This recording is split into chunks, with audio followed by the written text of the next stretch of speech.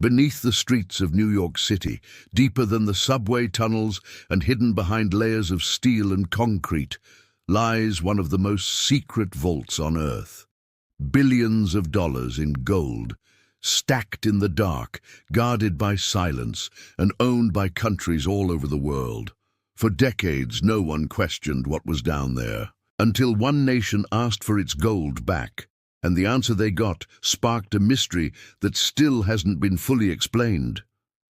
What really lies beneath Manhattan? Who truly owns it? And why did the world's most powerful vault suddenly become a source of global suspicion? Watch until the end, because once you learn what happened next, you'll never look at money, trust, or power the same way again. And if you love uncovering the hidden stories behind the world's wealth, make sure to subscribe. This one goes deeper than anyone's ever told.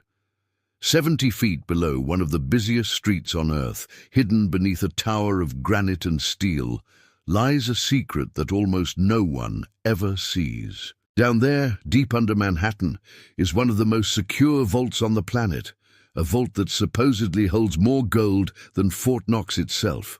It sits quietly beneath the Federal Reserve Bank of New York, surrounded by concrete thick enough to stop a bomb, behind doors so heavy they could crush a truck. Every day, millions of people walk above it without realizing what is beneath their feet.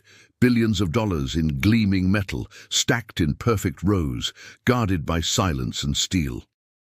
When the building first opened in 1924, it was a marvel of engineering. The vault wasn't built in the basement. It was built below the basement, carved directly into the bedrock of Manhattan. Engineers chose that exact spot because it sits on solid granite, the strongest natural foundation in the city. They dug down 8 stories until they hit the rock, then built a chamber inside it. The vault door alone weighs nearly 100 tons. To open it, you don't use a key, you rotate a massive cylinder, sealing it with air pressure, and locks so complex that no single person can open it alone. But the strangest part isn't how it was built. It's what's inside, because most of the gold stored down there doesn't belong to the United States. It belongs to other countries. Central banks, foreign governments, even a few international institutions, all keeping their reserves in the heart of New York. Officially, it's for safekeeping. Unofficially, it's a symbol of trust. Trust in the stability of the US and in the idea that this vault is the safest place on Earth. For decades, it was a point of pride. The vault held more than 6,000 tons of gold, roughly a quarter of all the official gold reserves on the planet. Each bar was catalogued, stacked and sealed in cages labeled with the names of nations: Germany, Italy, Mexico, and dozens more. The United States wasn't supposed to touch it. The Federal Reserve simply held it in custody.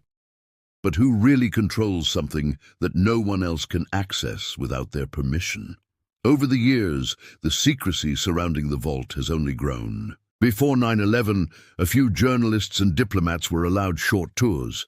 Since then, access has been almost completely shut off. No cameras, no visitors. Even most Federal Reserve employees never go near it. The only people who know exactly what's inside are a handful of armed guards and a few trusted officials who rotate assignments. They say no gold has ever been stolen from the vault, but that's not the same as saying none has ever left. Quietly, shipments have moved in and out for decades, recorded in ledgers the public never sees. And when some countries started asking for their gold back, the answers they got raised more questions than they solved. Because once you realize how much of the world's wealth is hidden beneath New York, one question becomes impossible to ignore. Who really owns it? After World War II, the world was in ruins, but one country stood untouched: the United States. Its factories were running, its economy was booming, and its vaults were full of gold. Nations across Europe shipped their reserves to New York, not just for safety but for survival. They needed dollars to rebuild, and the dollar was as good as gold. By the 1950s, most of the world's monetary gold, not just America's, but Europe's, Asia's, and Latin America's, was sitting deep beneath Manhattan. The logic seemed simple. New York was safe, powerful, and stable. The Federal Reserve Bank of New York promised to protect everyone's gold, keep it separate, and move it only at the owner's request. Inside the vault, each nation's gold sat in its own numbered cage, stacked neatly in towers of bars. The gold wasn't insured because, according to the Fed, it didn't need to be. No one can get in or out, they said. And for decades, no one questioned it. Then the 1970s changed everything. President Nixon ended the $S convertibility to gold in 1971, the famous closing of the gold window. Overnight, the world's financial system shifted from gold-backed money to paper promises. The gold beneath New York was suddenly symbolic, not functional, yet it stayed right where it was. Decades passed. Countries that technically owned the gold stopped thinking about it until trust began to fade. In 2012, Germany made a surprising announcement. They wanted to bring home 624 tons of gold held in Paris and New York. It was their property, and they wanted it back. Simple, right? But the response from the Federal Reserve stunned everyone. The request couldn't be completed quickly. It would take 7 years. 7 years to ship a few thousand tons of metal between allies. The world started asking why. Was the gold really there? When reporters pressed for details, the Fed gave vague answers. Security concerns, logistical issues. Some said it was just protocol. Others weren't so sure. Conspiracy theories flourished online. The gold had been leased out, sold or swapped. Some bars might not match serial numbers. Perhaps much of it didn't even exist anymore. None of it was proven. But the mystery grew because the truth stayed hidden. Germany eventually got its gold, but not before the world began to wonder what the delay really meant. And Germany wasn't alone. Venezuela, the Netherlands, Austria, and others started doing the same, asking for their gold back. The vault under New York, once seen as the ultimate fortress, had become a symbol of doubt. Quietly, nations began pulling their reserves home, one shipment at a time. The secrecy that once built trust now sparked suspicion. The question was no longer just, is the gold still there? It was, why do we need New York to hold it at all?